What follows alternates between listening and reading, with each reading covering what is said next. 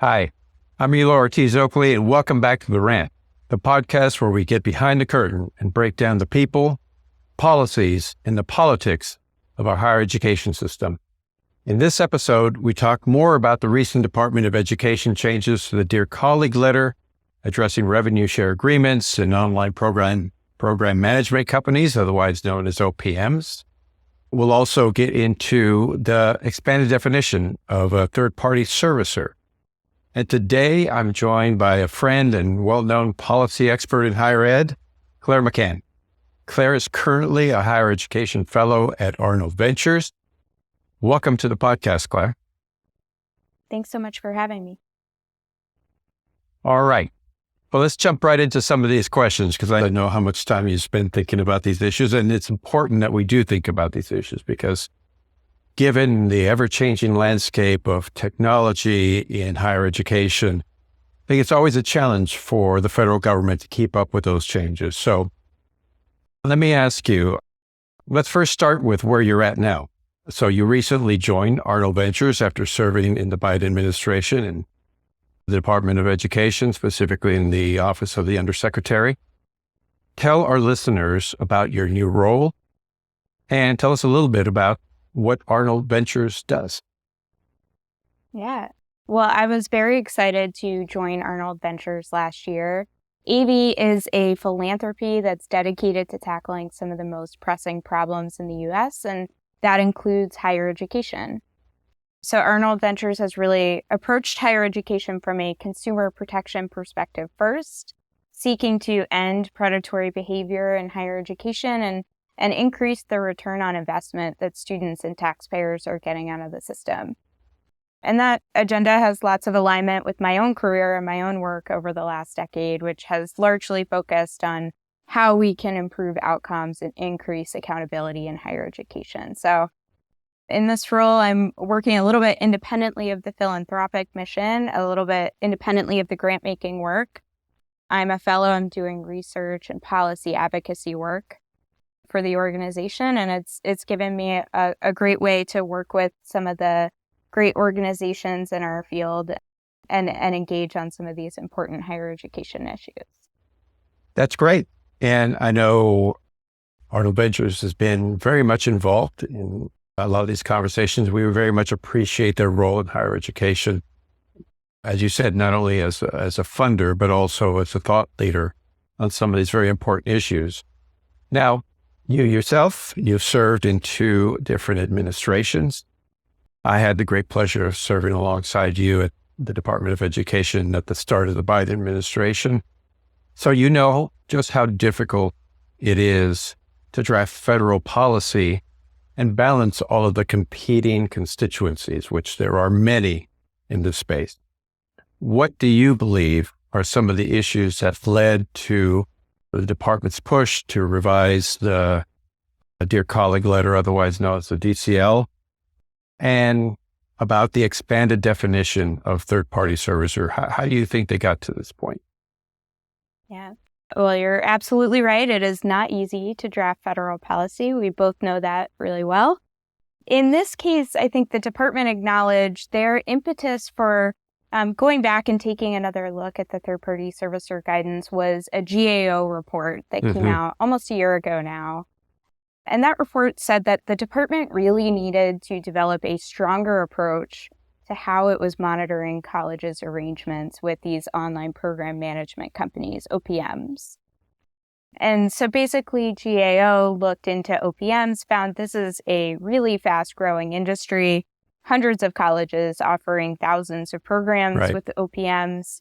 And those OPMs are very often providing the same kinds of services that on behalf of schools that are subject to the incentive compensation ban, which has been in the Higher Education Act since the early 90s. So that includes student recruitment and retention work.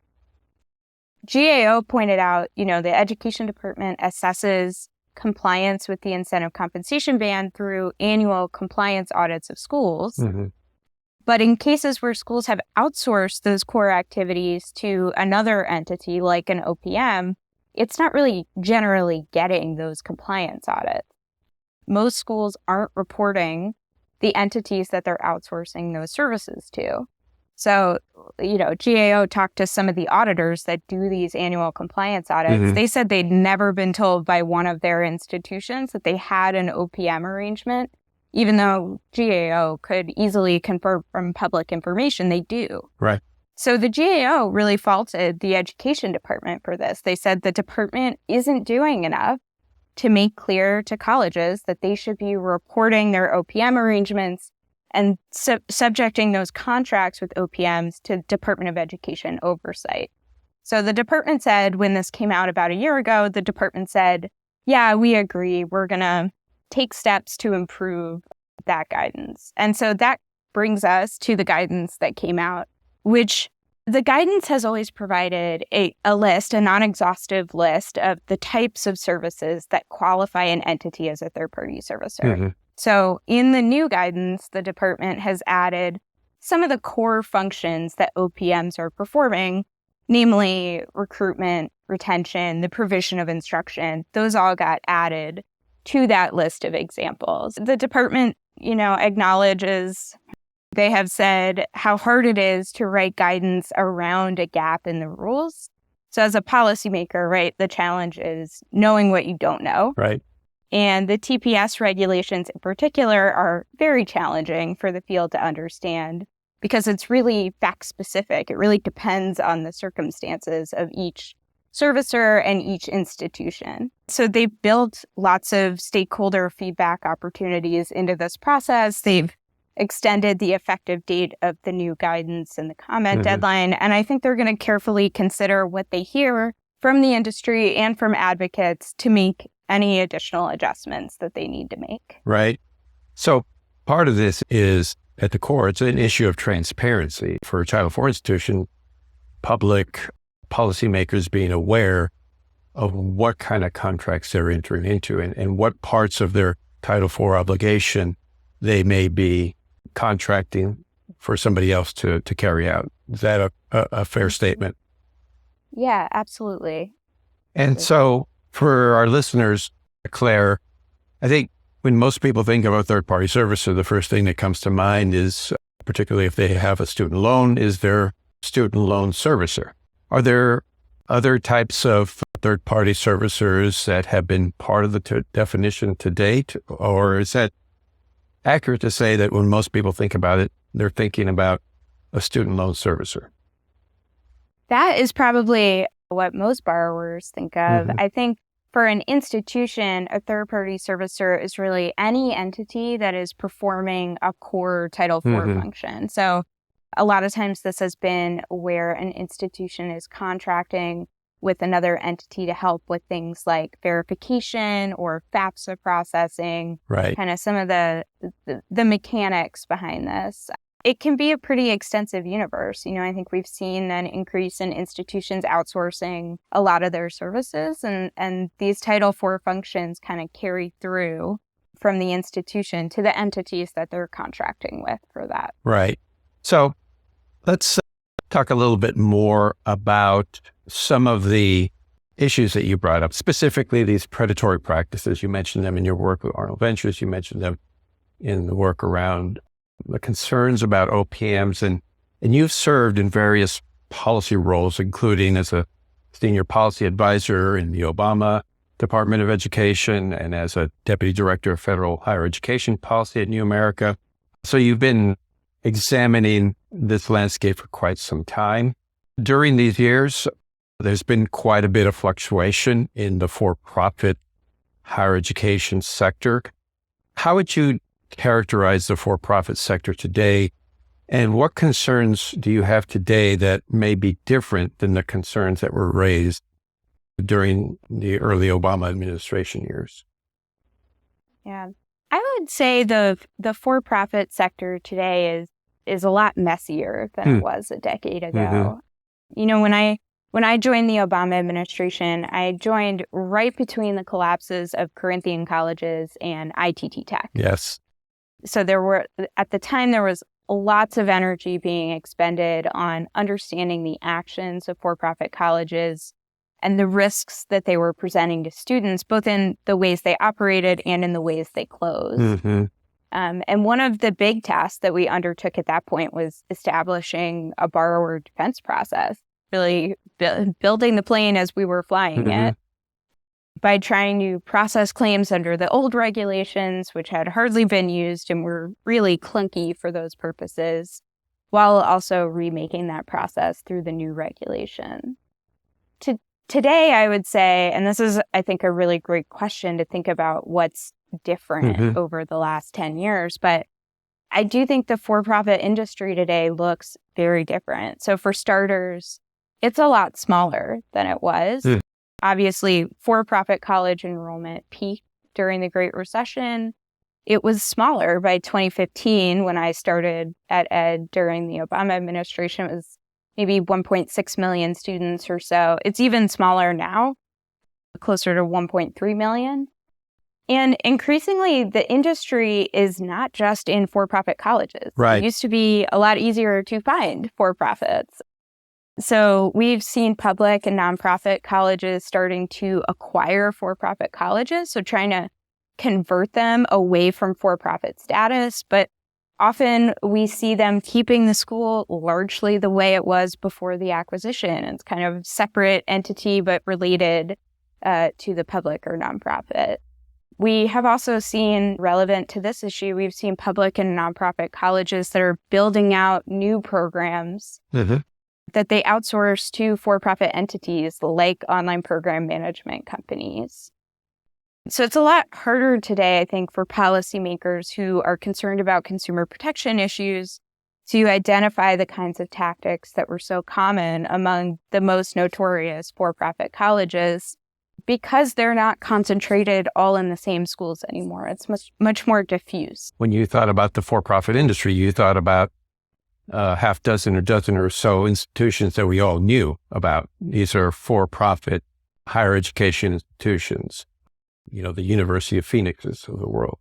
Now, most of those have either shrunk or have gone away.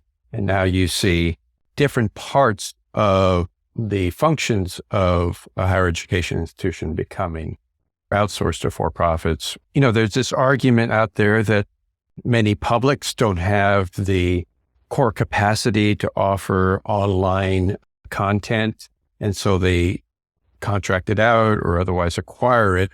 Do you see that function should go away, or do you just see it that it should be more transparent in the kinds of transactions that are happening between public nonprofits and for-profit entities? I think online education is not going anywhere, right? Certainly during the pandemic, that became extremely clear. I think my concern is with institutions that are approaching it in the wrong way, where maybe it's less of an authentic commitment to developing expertise in how to offer online education effectively and how to make sure students are well served, and more of a rush to build out online enrollment, maybe as a cash cow for the institution, or to otherwise kind of compete with on bigger online institutions. And so I think that's the real question here: is, are institutions willing to approach online education not just as an end in and of itself, but as a real commitment to serving students well, and making sure they're doing that responsibly is a really important part of that. I've heard from many of my colleagues, part of the challenge right now is just an awareness of what the department is trying to do. How would you respond to critics of the expanded definition of a third-party servicer as proposed currently, who say that the language goes too far, that it sweeps up too many types of contracts and institutions, creates a burden on institutions to report all these contracts, and has some significant unintended consequences that they feel would undermine innovation in higher education? Yeah, I think what the department's trying to do here is really make sure that innovation is happening responsibly.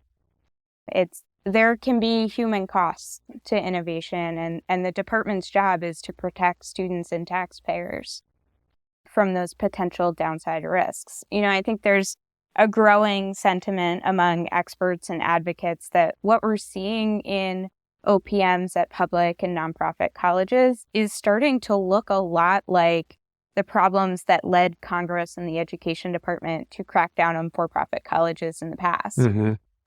So we still see students and taxpayers bearing the costs of past wrongdoing. They've got student loans that they're trying to see discharged through borrower defense, for instance. Right. Lots of borrowers out there who hold degrees that didn't pay off for them. I think, it would be a real mistake for the Education Department to let that happen again by allowing for-profit entities that are working in hundreds of colleges across the country to just operate outside of the law without any oversight. And that's really what this updated guidance would do. It doesn't mean that institutions can't work with OPMs or outsource some of their core Title IV functions to outside contractors. That's still absolutely something they are permitted to do, but it brings those partners of institutions into the fold of Title IV oversight. Right. I think that's what Congress intended when it wrote the third-party servicer law. That's what the GAO recommended last year. And, of course, I will be the first to say the oversight we do of colleges already is not enough to protect students. But we do at least have some baseline requirements for colleges that are getting federal money. Instead, a lot of these third-party servicers are getting millions of federal dollars. They're getting it through those colleges, and no one's checking to make sure they're following the rules. So the new guidance would fix that, what I would call a glaring hole in federal oversight. Right. As I hear from my colleagues, and I'm sure you can appreciate this, because, you were in the Obama administration, you took a break in between that other administration that came in, and then you came in with the Biden administration.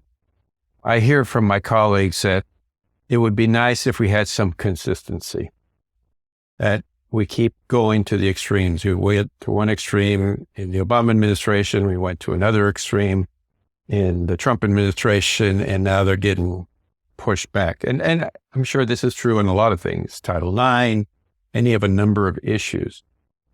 What would you say to my colleagues who run higher education institutions? How should they deal with this kind of extreme policy shifts that come from different administrations? I absolutely agree. The ideal situation is to have more stability and more consistency in all of these rules. I think the challenge there is, we don't have a Congress that's very functional right now. I personally have not seen a lot of institutional leaders on the Hill, pushing for an HEA reauthorization that will tackle some of these consumer protection issues. It's a system that's working pretty well for people, and they like it the way it is. And so here we are. To the extent Congress is willing to tackle some of these issues, I think, dealing with consumer protection questions in legislation would give institutions certainly a lot more security, a lot more stability. But at the same time, consumer protection isn't going to hold off until then. It's students who are the ones we need to be thinking about in the meantime.